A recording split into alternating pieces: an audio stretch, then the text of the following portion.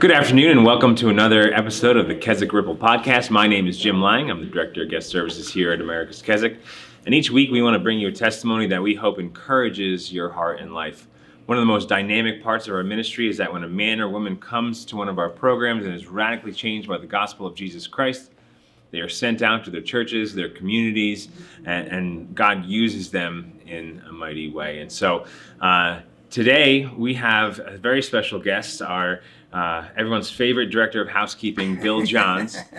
And so, Bill, thank you for taking some time to share with everyone a little bit of your story. And so, why don't you start out? Because if I'm honest, I can't even imagine this. But what was Bill Johns like before coming to the colony?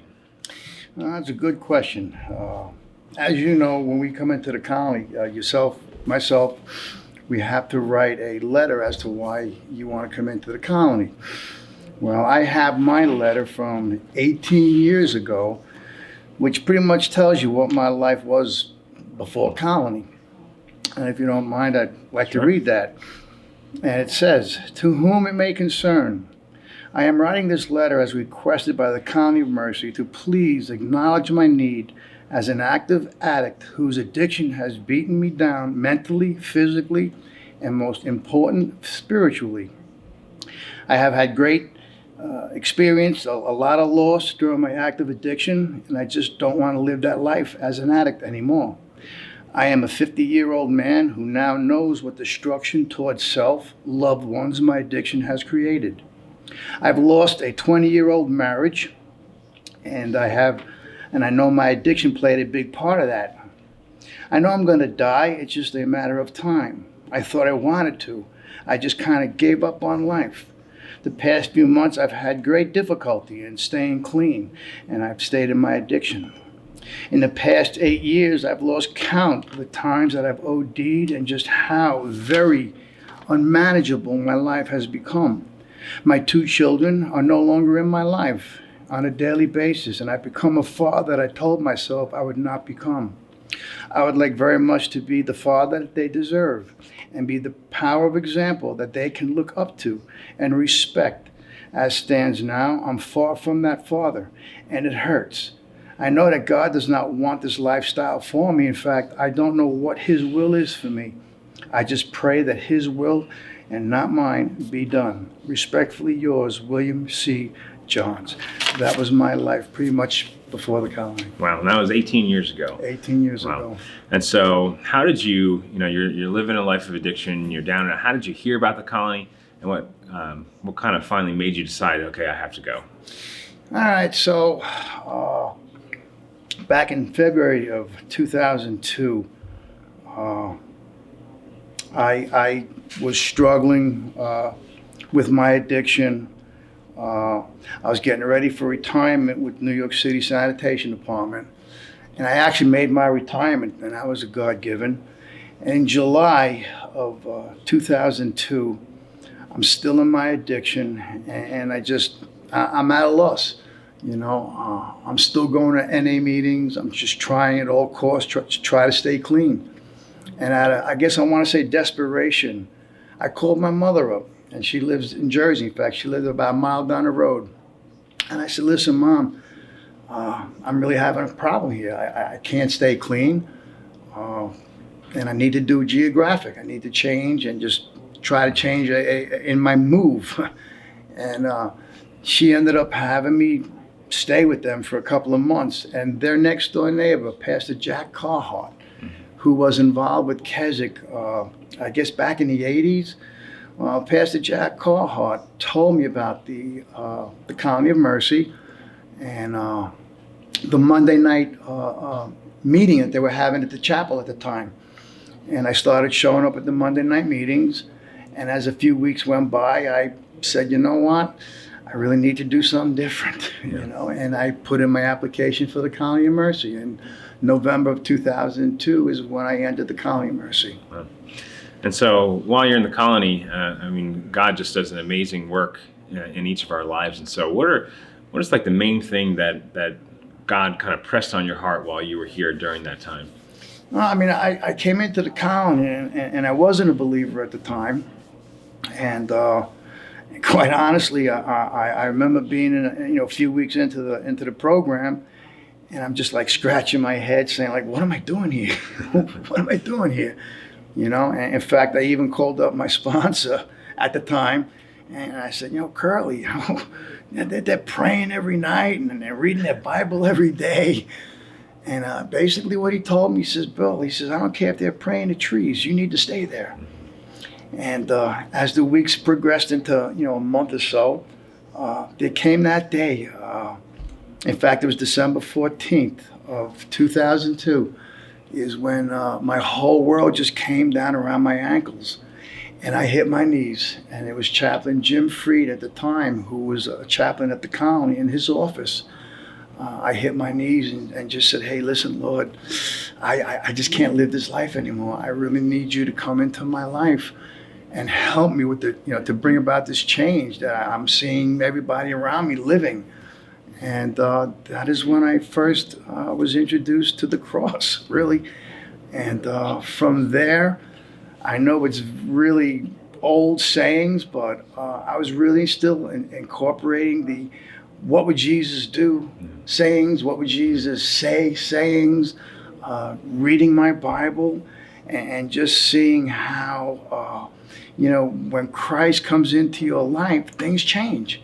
And things started changing, and I just started to become a different person.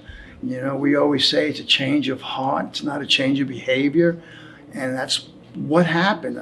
That change had taken place in the colony, and I just pretty much stayed the course and graduated. March of 2003, I graduated the program, and still wanted to learn more on how to live this Christian life. And I went into the discipleship program and stayed for the extra 3 months. Awesome. So what I find is funny is that there's a number of staff grads, so people who've graduated the program that come on staff. And I know for me, when I showed up on property, I had no plans on staying longer than the 4 months that I was set to. And yet here I sit. And so why don't you tell everyone how you ended up becoming a staff member here? I tell you what, I will share with you this, and it's my life verse, Proverbs 16:9. "Many are the plans in a man's heart, but the Lord determines his footpath." I'm ready to go. My completion of discipleship program is coming to an end, and I have plans because I'm $87,000 in debt from my addiction, and my plans are I'm going to go back to New York, and I'm going to get involved with the Dock Builders Union and make all this big money. And at that time, a person who had been working in SML in that building decided to leave, and they said, "Hey, Bill, would you like to stay on and work alongside?" The woman at the time, Miss Ingrid, she was a godly woman, and she really put in a lot into my life. In fact, she gave me my Bible when I graduated. And she's, they like, "You want to work alongside of Miss Ingrid? She needs somebody." And I was like, I don't know. It was a big decision. And I said, "You know what? It all boiled down to, all right, God, you opened up this door for a reason. I'm just going to step into it and just know that, you got this." And basically came on in September of 2003, working over in SML. And so now you're the director of housekeeping, and God now uses you in as the men's work supervisor. So how has He used you in the lives of men in the program? The good thing about what do we say? BC, before Christ, and then AC, after Christ. I get to share with the men both sides of the coin. I think the Lord has taught me a lot in dealing with the men and just showing me how to be different, not the lord over and just, but to love on them. The way Miss Ingrid loved on me, love on them, try to come alongside of them, encourage them. We do have men who come into the program that don't have a work ethic. And they have to go out, and they're going to have to find jobs So you try to instill into them what a work ethic is, so you can make yourself employable when you do leave the program. And again, just share my strength, hope, and experience in what the Lord has done in my life. So one of the cool things about this podcast is that a lot of people watch it, and so chances are someone's watching right now who's struggling with addiction. What would you say to them? Wow. Honestly, if you're in your 20s, 30s,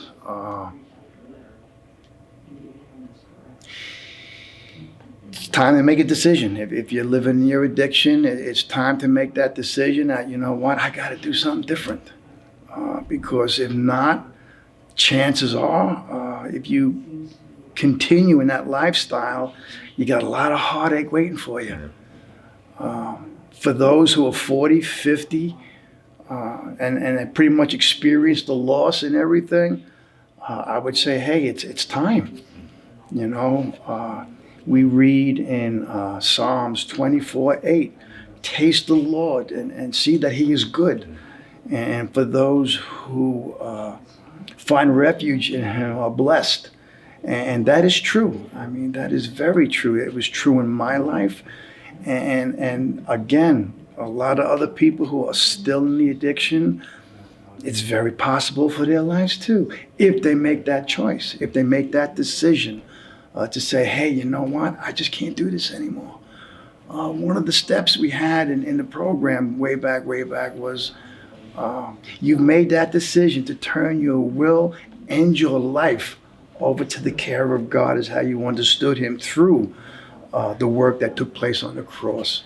And yes, that is how, it's a good way to start looking at it.